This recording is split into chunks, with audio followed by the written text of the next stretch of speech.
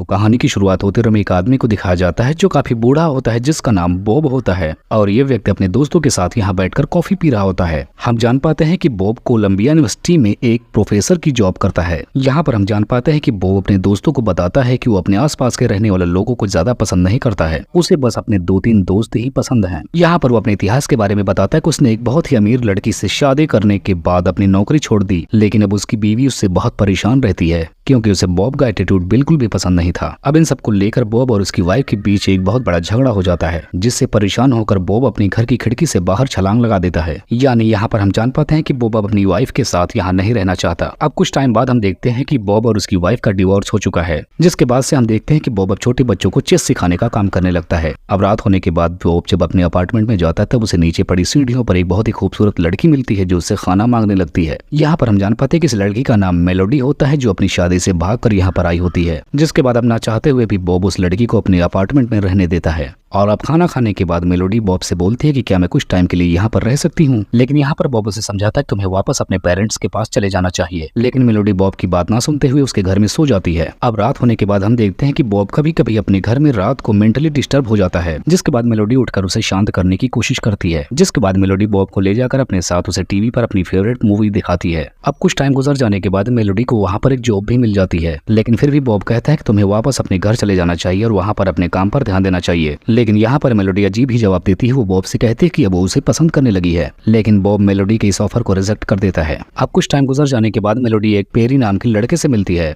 अब ये दोनों एक दूसरे के साथ काफी सारी बातें करते हैं। अब पेरी मेलोडी को अपने साथ डेट पर ले जाना चाहता था और इस बात के लिए मेलोडी भी एग्री करती है। अब बॉब मेलोडी को समझाता है कि तुम्हें इतनी जल्दी किसी भी लड़के पर भरोसा नहीं करना चाहिए। अब वो लड़का शाम को बॉब के घर पर मेलोडी को लेने के लिए आ जाता है, जहाँ पर वो बॉब को देखने के बाद सोचता है कि शायद ये मेलोडी का फादर है। लेकिन यहाँ पर मेलोडी बताते हैं कि बॉब और मैं एक दूसरे के अच्छे दोस्त हैं। अब डेट से वापस आने के बाद बॉब देखता है कि मेलोडी काफी नशे में है और उसका मूड ठीक नहीं है। अब बॉब के पूछने पर मेलोडी बताते हैं कि वो एक अच्छा लड़का नहीं था। तब यहाँ पर मेलोडी फिर से एक बार बॉब को प्रपोज करती है और इस बार बॉब भी हाँ बोल देता है, जिसके बाद वो दोनों कुछ टाइम बाद शादी भी कर लेते हैं। अब इनकी शादी के पूरे 1 साल गुजर जाते हैं। यहाँ पर बॉब बताता है कि मेलोडी उसकी पुरानी वाइफ की तरह अकड़ू और झगड़ालू नहीं है और वो उसका बहुत अच्छे से ख्याल रखती है। लेकिन तभी एक दिन अचानक से मेलोडी की मॉम वहाँ पर आ जाती है। यहाँ पर मेलोडी की मॉम मेलोडी से मिलकर काफी खुश थी, लेकिन जैसे उन्हें पता चलता है कि मेलोडी ने एक बूढ़े आदमी से शादी कर ली है, तब वहीं पर गिरकर बेहोश हो जाती हैं।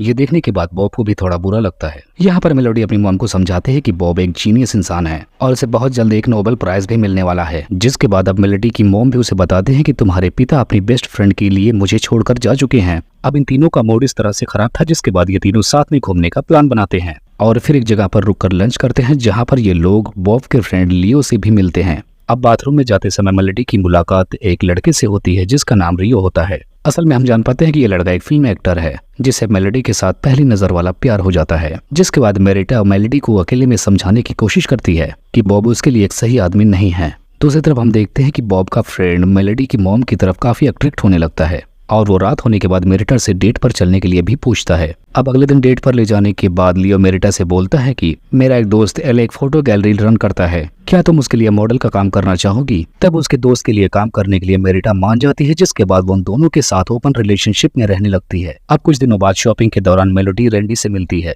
जहाँ पर रैंडी मेलोडी को अपनी तरफ अट्रैक्ट करने की पूरी कोशिश करता है। असल में उनकी ये मीटिंग मेरिटा की ही एक प्लानिंग थी। जिसके बाद हम देखते हैं कि धीरे धीरे मेलोडी भी बॉब से काफी ज्यादा परेशान होने लगती है और बार बार रैंडी से मिलने के बाद मेलोडी भी उसे पसंद करने लगती है। तभी एक दिन अचानक से रैंडी मेलोडी को किस कर लेता है और वहीं पर उसे प्रपोज करने लगता है और इस काम में मेलोडी भी उसका साथ देती है। मेलोडी ये बात बॉब से भी छिपाना नहीं चाहती थी, इसलिए वो उसे बताने की कोशिश करती है। अब इतना सब कुछ जानने के बाद बॉब मेलोडी को माफ तो कर देता है, लेकिन रात में परेशान होने के बाद बॉब एक बार फिर से अपने घर से खिड़की से छलांग लगा देता है। लेकिन इस बार वो हेलन नाम की एक औरत के ऊपर जाके गिर जाता है, जिसकी वजह से हेलन की भी एक पैर फ्रैक्चर हो जाता है। तब बॉब उससे मिलने के लिए हॉस्पिटल में जाने लगता है और यहाँ पर ये दोनों एक दूसरे की तरफ काफी ज्यादा अट्रैक्ट होने लगते हैं। और इसके बाद हमें न्यू ईयर पार्टी पर दिखाया जाता है कि मेलोडी अब रैंडी के साथ है और बॉब भी हेलन के साथ है और मेरिटा भी उसके फ्रेंड के साथ है। और इस तरह से ये तीनों लोग बहुत ज्यादा अपनी लाइफ में खुश हो जाते हैं और इसी को दिखाते हुए इस कहानी का यहीं पर एंड हो जाता है।